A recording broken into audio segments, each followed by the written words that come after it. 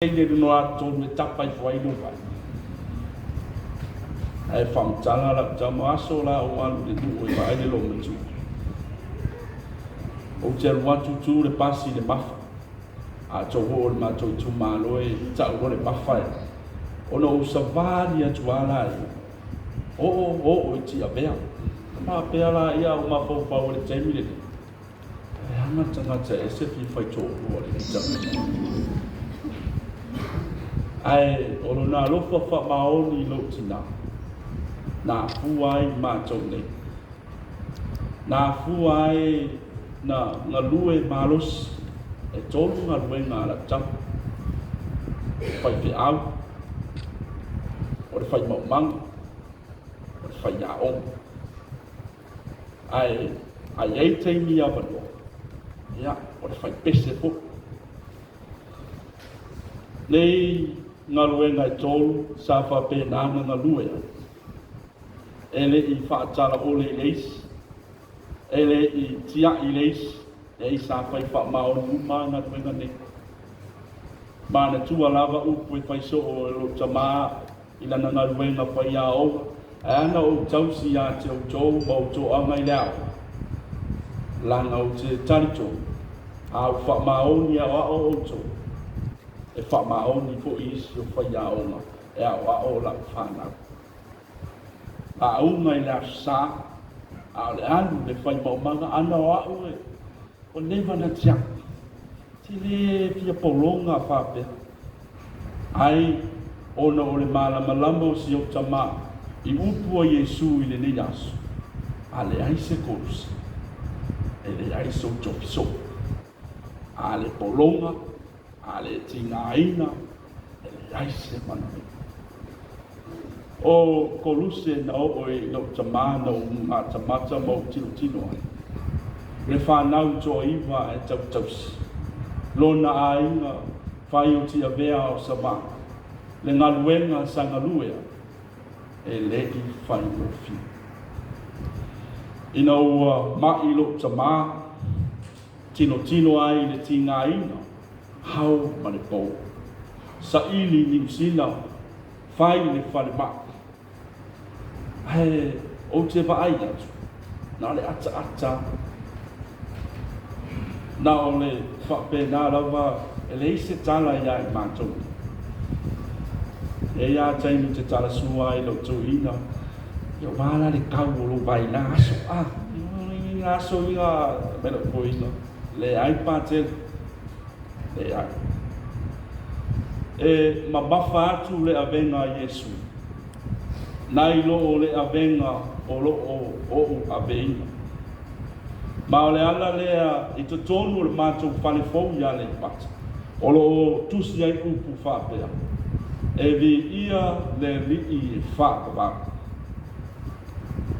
e hoa ia o nei o le ata lii e alu ngā luenga o whai atu le atu ai Ana o pate le a pe a to tu ia ni si tau sanga se tele se ma futa ai ma lo tama.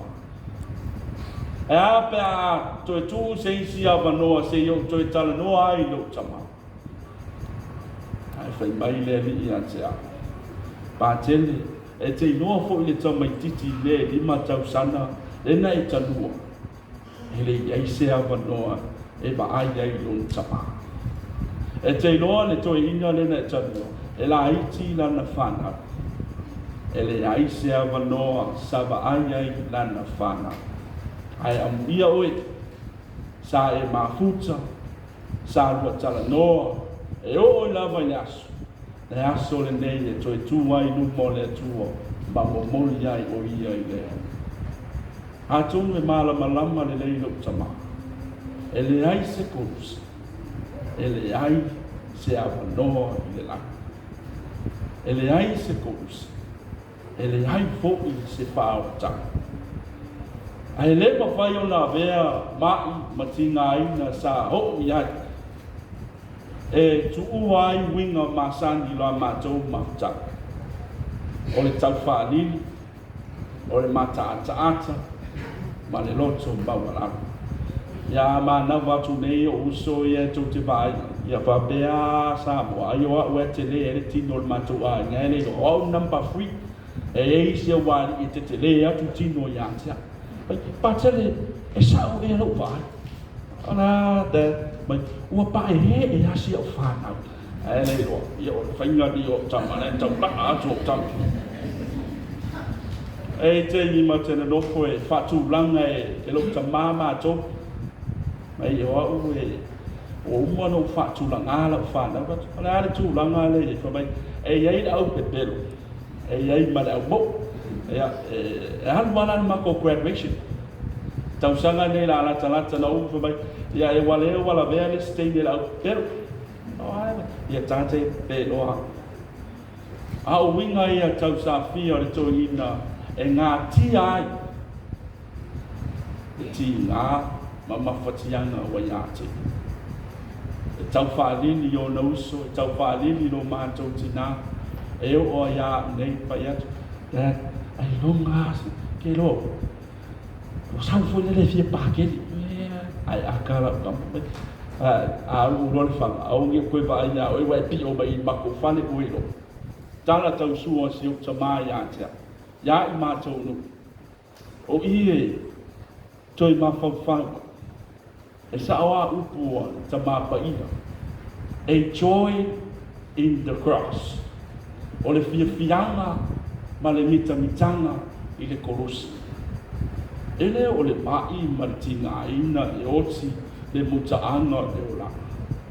Ele o le mai, le oti, le whanoanoanga o puapuanga. Ai o le tau saafia ma le whapena o fiafianga e au mai a Yesu le la I le kousa. Anga le ia se sina wala au whalongolongo I tai o le atua. Whaliu ifo Yesu I o na soo. A le amoa lau kousa. E le mwhai o na whai o e mousa. Tamsia I le tau rang. Talo pea dad.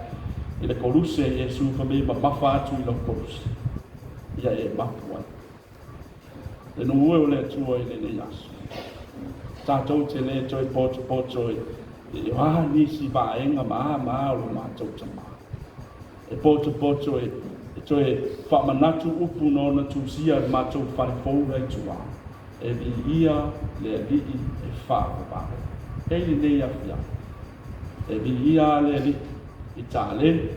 Ai o se lui po ia I mātou nei le whanau a inga. Wā mea le nei na o lai le tama. E le o le mata le whailonga o le alofa. Ai o le o lai na so. Whapena fōi tātou u. Lani se o lo mātou tama. Whamanga. Ai a vea ia iona sa whai mai na li liwa I ni nevu. Ai whai ia se o la whatau waa o lo tama. E whamanatu ai a te o. E vi ia le li I whaapa. Mana tua lo tātou a inga. E le aise koruse. E le aise tokiso. E le aise koruse. E le aise whaamaruianga. E le aise koruse. E le aise ola I whaapa. Opo muli a lo tamai a te a. Mai patele. E au tau loto. Ma adibir. Ma pau na pau. Whapena fōi le langonu. Dad. E loto malie.